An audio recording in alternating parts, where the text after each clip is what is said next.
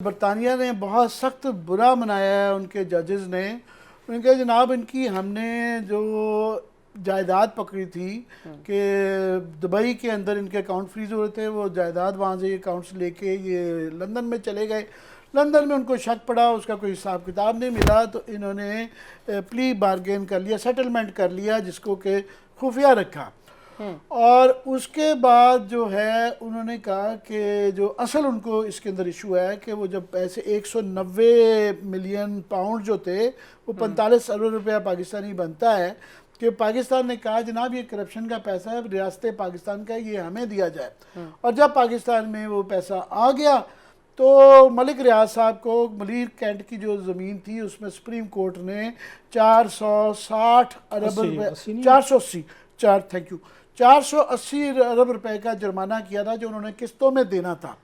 और हम कई दफ़ा ये शोर मचा चुके हैं कि कोई कानून बता दिया जाए, कोई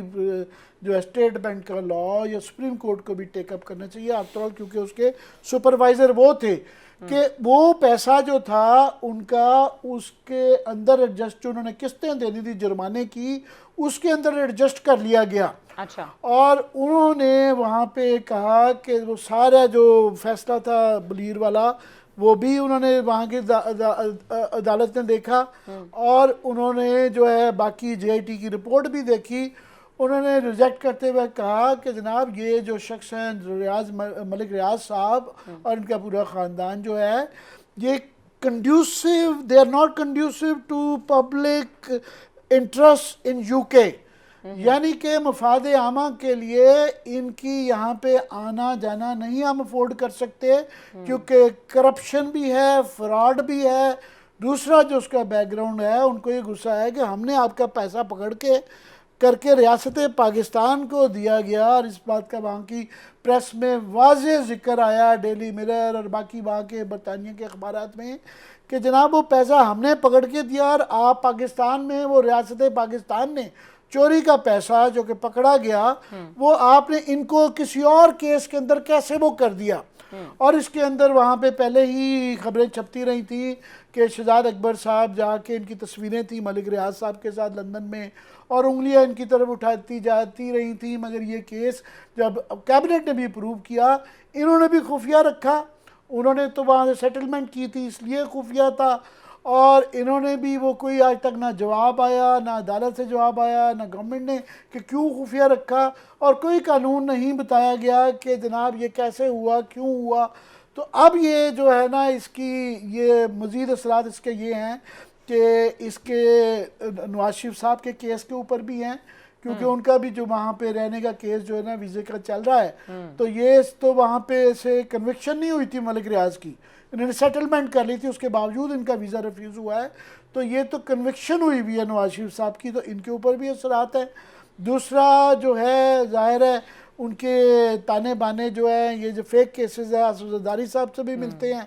और PTI वाले के दौर में ये पैसा जो दिया हुआ, सो तीनों पहले ये कोई नई बात कोई बताने वाली नहीं है कि तमाम पॉलिटिकल पार्टीज़ पाकिस्तान के जो डॉन हैं वो मलिक रियाज साहब हैं, वही जहाँ की सियासत चलाते हैं। सारी पॉलिटिकल पार्टीज़ उनकी जेब में जो इल्ज़ाम रहता है इस केस से वो वाज़ेह हो गया है, और ना सिर्फ के पाकिस्तान में, अब ये बाहर भी हमारी जग इंसाई हुई है कि एक रियासत कैसे मिल सकती है, एक आदमी को पैसा हमने पाकिस्तान की रियासत को दिया 45 अरब रुपया, और पाकिस्तान की रियासत ने उसको वापस कर दिया। देखिए सर जी क्लास आमिर साहब ने तो मेरी और आमिर साहब की पहले बता दें व्यूअर्स को, बहुत कम हमारी लीगल बैटल चलती रहती है उनसे,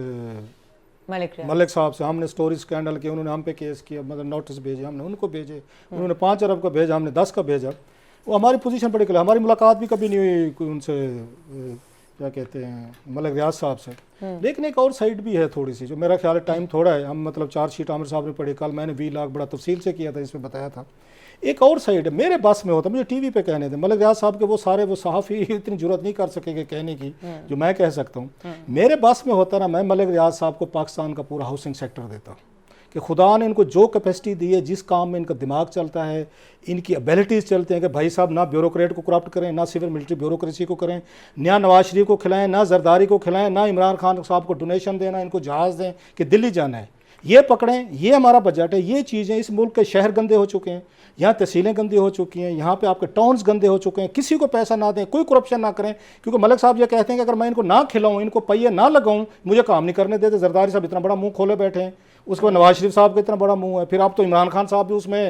उसमें शामिल हो चुके हैं। इस मुल्क को बचाना था तो आपने इनको आगे मलिक रियाज साहब को ये सेक्टर देना था। जितनी यहाँ ब्यूरोक्रेसी ने यहाँ तबाही फेरी है, कोई एक टाउन बता दें प्राइवेट हाउसिंग सोसाइटी जिसमें फ्रॉड नहीं हुए, जिसमें चीज़ें नहीं हुई, आपका सरकारी सेक्टर बैठ गया जो आगे मिलियंस बिलियंस के लेते हैं। इनसे ये काम आपको लेना चाहिए था। मैंने तो एक और तजवीज़ दी थी, आमिर भाई को याद आ जाएगी, जिससे आप 480 बिलियन का इन पर जुर्माना हुआ था। मैं कि 480 बिलियन मलिक साहब को कहें पर यूनिट के हिसाब से कॉस्ट करें कि एक घर जो है, इमरान खान साहब 1 करोड़ या 50 लाख घर बनवाना चाहते हैं, आप उनको कहें कि हमें 30-40 लाख अगर घर बन जाता है या 10 लाख वट अमाउंट हमें घर बना के दें। ये पैसा फिर ब्यूरोक्रेसी खा जाएगी, सुप्रीम कोर्ट फिर हुकूमत को देगी, हुकूमत फिर आगे ठेकेदारों को देगी। यहाँ बहुत सारे आपको बिल्डर्स बैठे हैं, कंट्रैक्टर बैठे हैं, हाउसिंग सोसाइटीज वाले बैठे हैं, वो फिर खा जाएंगे। तो पैसे की यूटिलाइजेशन होनी चाहिए थी। सो ये करप्शन का है। दूसरा, उन्होंने यहाँ पे जो उनका पॉइंट ऑफ व्यू अक्सर वो मुझे बताते भी हैं,